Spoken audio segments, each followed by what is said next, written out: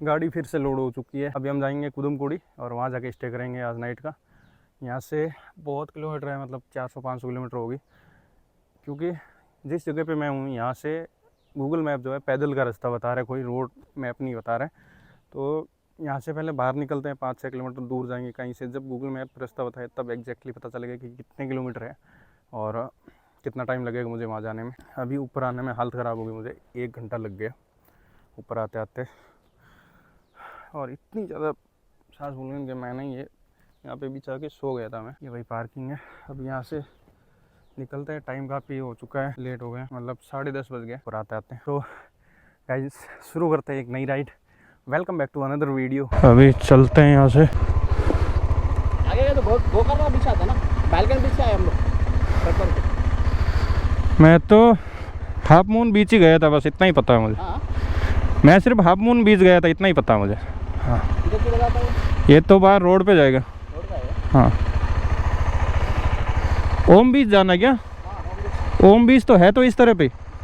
हाँ चलो।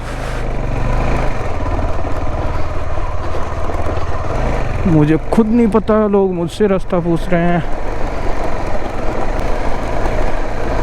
एक बाइक का उतरने से ज़्यादा चढ़ने में परफॉर्मेंस अच्छा है, चढ़ाई में अच्छा काम करती है, लेकिन जब उतारना हो ना पहाड़ी से तब थोड़ा टफ रहता है, कंट्रोल करने में डर लगता है। चलो यहाँ से बाहर निकलते हैं, फिर देखते हैं रूट कि मिलता है कि नहीं मिलता है, कितना टाइम लगेगा, क्या लगेगा। तो गाइस अपने को हाईवे भी मिल गया है, 650 किलोमीटर है और 14 घंटे का रास्ता बता रहा है। हो सकता है बीच में कहीं रास्ते में रुकना पड़े, तो देखते हैं कब तक पहुंचते हैं या फिर बीच में कहीं रुकना पड़ता है। आज 11-12 तो बज ही चुके हैं, अपने पास 6-7-8 घंटे है। 8 घंटे में कितना कवर कर पाते हैं वो देखते हैं। और आज की जर्नी कैसी रहती है देखते हैं। लेट निकला हूँ, कैंपिंग से थका हुआ हूँ, आज नहाया भी नहीं मैं, क्योंकि मैं भूल गया और कपड़े साथ में नहीं लेके गया, वरना मैं समंदर में डुबकियाँ लगाता और फिर निकलता मैं। अभी बाहर आके हाईवे पे आके थोड़ा अच्छा महसूस हो रहा है, हवा लग रही है शरीर को। ये आगे ऑटो पड़े हैं रोड पे और मुझे इस रास्ते पे भेज दिया, कहाँ जाएगा पता नहीं।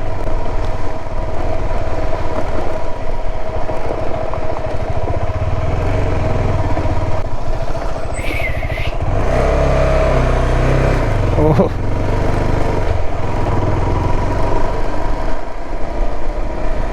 जब रास्तों में ऐसे रास्ते मिलते हैं ना तब दिक्कत होती है।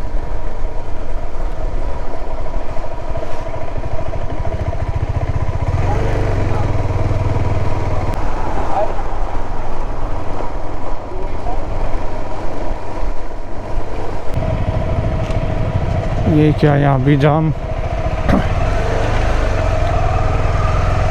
ओह सॉरी,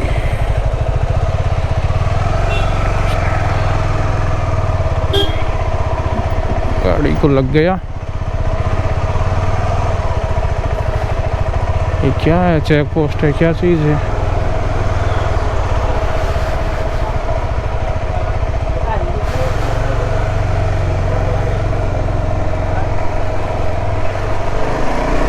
क्या लोचा है यहाँ पे? कोई हड़ताल चल रही है क्या है पता नहीं, जाम लगा वहाँ पे। ये लो, ऑटो का टायर फंस गया। ओल रेंज रोवर, इसको अटक गया ना, चिल्लाएगा।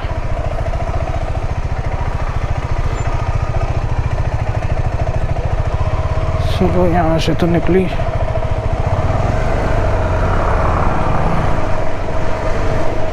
इतना तगड़ा जाम लगा है।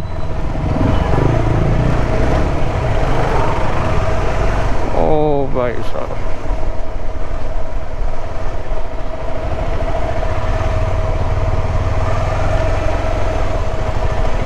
बहुत तगड़ा जाम लगा।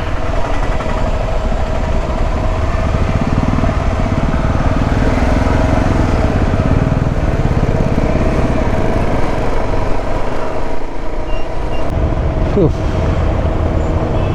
इतनी भयंकर गर्मी है ना, क्या होता है, पसीने आ रहे हैं।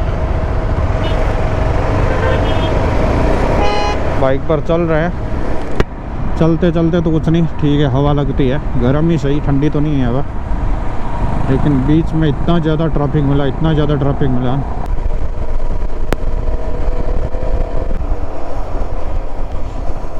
ये इस तरफ देख रहे हैं ना आप, ये सारा इलाका ऐसा है।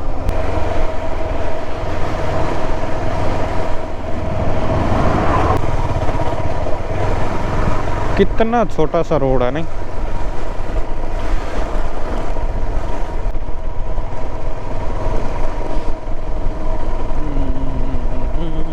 यहाँ पे एक चीज़ और है कि अगर कुछ मुझे रुकने के लिए मिला होम स्टे, तो हिंदी का क्या होगा, समझाऊंगा कैसे। यहाँ पे मुझे नहीं लगता किसी को भी हिंदी आती होगी।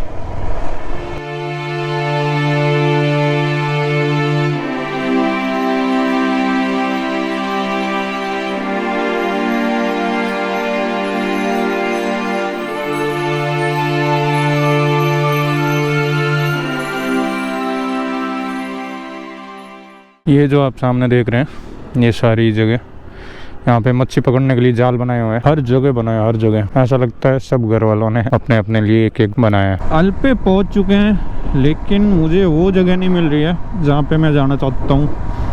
वो जगह कहाँ है? काफ़ी मुश्किल है उस जगह को ढूंढना, लेकिन कोशिश कर रहा हूँ कि पहले जगह ढूंढ लूँ, फिर कहीं होटल लूँ तो आसपास लूँ, ताकि पता रहे। ये अल्पे डिस्ट्रिक्ट बहुत बड़ा है, इसका नाम है अल्लापूजा करके, अल्लापूजा ऐसा कुछ लिखा हुआ आता है नाम तो, लेकिन अल्पे भी कहते हैं। सिटी से बाहर खेतों से होते हुए जाना पड़ रहा है, लेकिन मुझे तो अभी भी डाउट है कि क्या यही वो जगह है, या फिर इस बार भी चक्कर आएगा भाई फालतू का। लो सा लोकेशन तो यहाँ आके ख़त्म हो गई।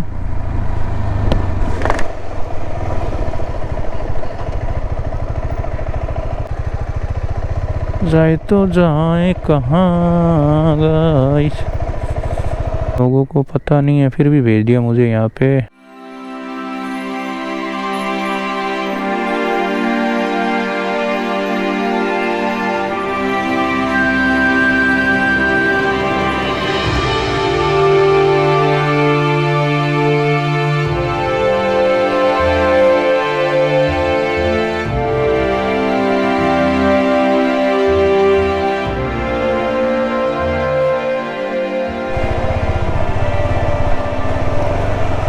Shit,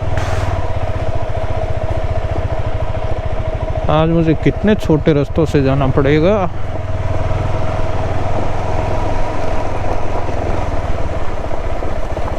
What the hell man, ये क्या चीज़ है यार, मैप बहुत बकवास है। गूगल मैप मरवाएगा ये, लोगों के घरों में ले आया। गूगल मैप को इतनी शॉर्टकट की क्यों पड़ी रहती है भाई? जब इतना अच्छा रास्ता पड़ा है तो क्यों शॉर्टकट में डाल रहा है? तो हर टाइम शॉर्टकट शॉर्टकट शॉर्टकट, दुखी हमें होना पड़ता है। इसमें वो यूज़ करने का मन नहीं करता, लेकिन क्या करें।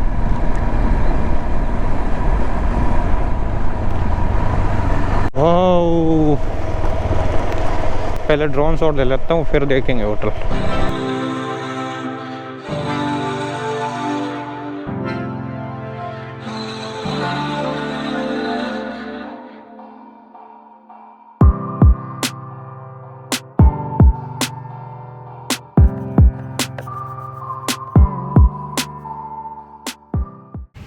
ये रेस्टोरेंट जैसे कि शिप के शेप में बनाया है इसको।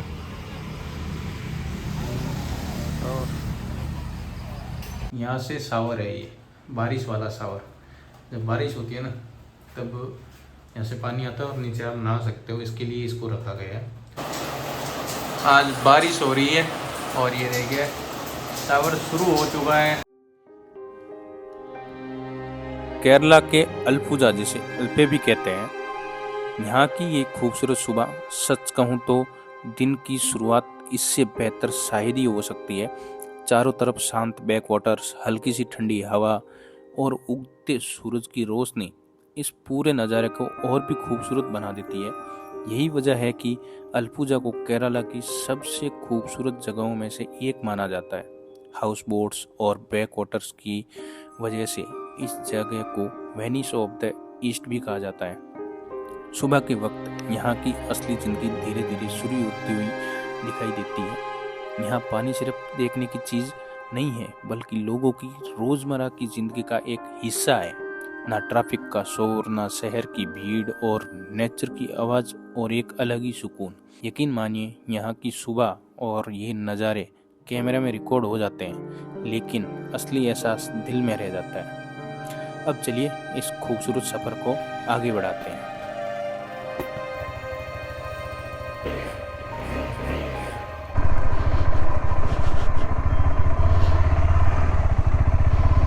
और अब हम जाएंगे कन्याकुमारी,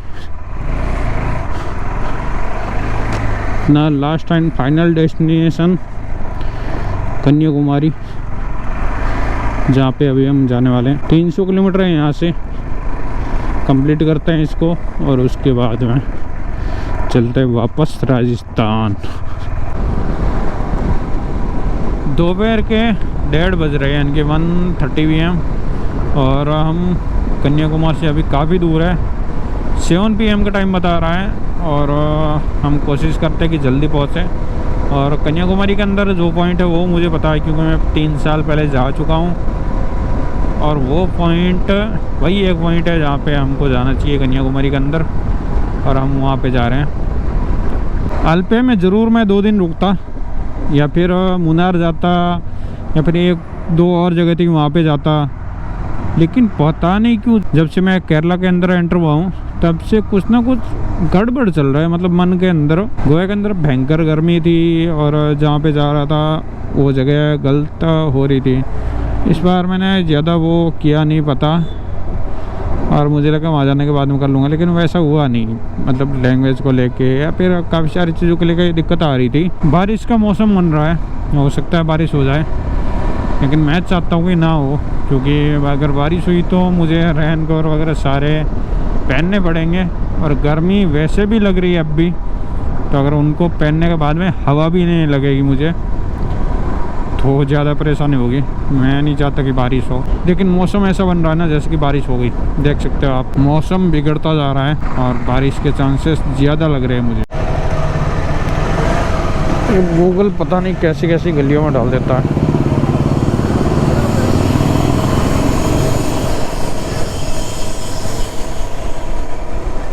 इतनी छोटी छोटी गलियों में डाल रहा है जैसे मतलब जगह ही नहीं है, बाइक नहीं आ रही है पूरी, ऐसी गलियों में ले जा रहा है गूगल।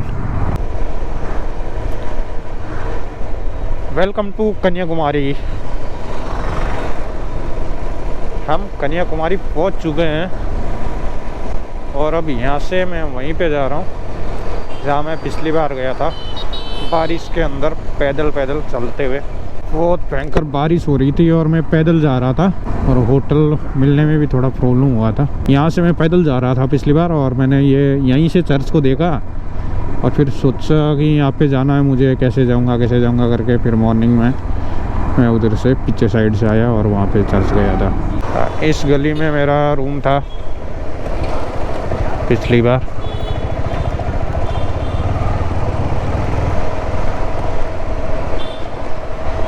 होटल अलंकार, इसमें रूम था मेरा।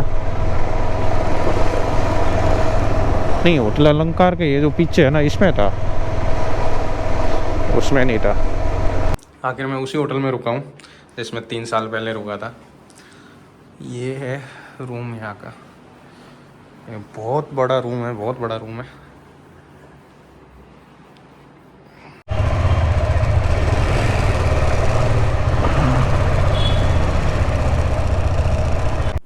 आखिर पहुंच ही गया कन्याकुमारी, इंडिया की कोस्टलाइन का आखिरी शोर और मेरी इस राइड का आखिरी डेस्टिनेशन। दिल के अंदर एक सुकून है जो शायद शब्दों में बयां नहीं हो सकता। ये एंड नहीं, यहाँ से एक नई शुरुआत है।